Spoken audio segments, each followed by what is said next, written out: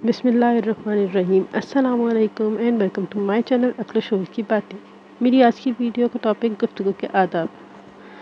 قرآن کریم اور احادیث مبارکہ میں گفتگو کے آداب کے بارے میں واضح ارشادات موجود ہیں، جن میں سے چند مندرجہ ذیل ہیں۔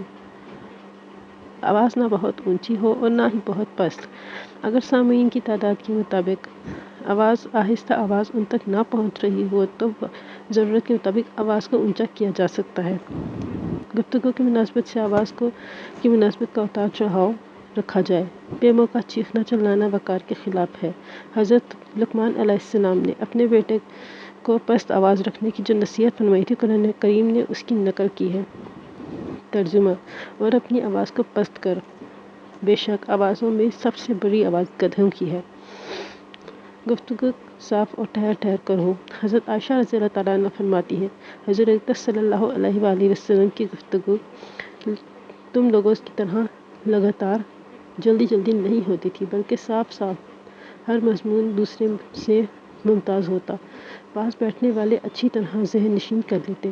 بخاری شریف میں حدیث ہے کہ آپ صلی اللہ علیہ وآلہ وسلم اتنا واضح اور ٹھہر ٹھہر کر گفتگو فرماتے تھے کہ اگر کوئی شخص گننا چاہتا تو آپ کے الفاظ گن سکتا تھا۔ سننے والے کی ذہنی سطح اور رعایت کے مطابق بات کو دہرایا جا سکتا ہے۔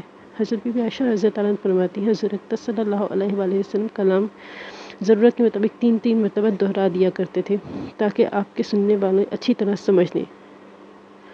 ابتدا سے لے کر انتہا تک گفتگو منہ بھر کر ہو، الفاظ کاٹ کاٹ کر گفتگو نہ کی جائے۔ گفتگو مطلب کو واضح کرنے والی یعنی معنی خیز الفاظ کے ساتھ ہو۔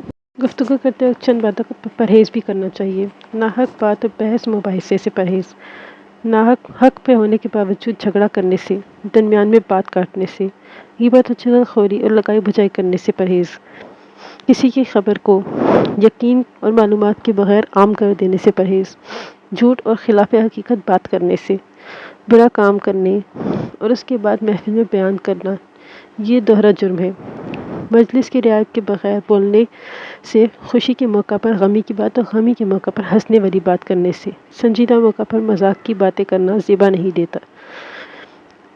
آداب گفتگو میں یہ بھی ہے کہ سامنے والے کی بات کو غور سے سنا جائے، اسے بولنے کا موقع دیا جائے، درمیان میں اس کی بات نہ کاٹیں، ادھر ادھر توجہ کے بجائے پوری توجہ بولنے والے کی طرف مرکوز کی جائے۔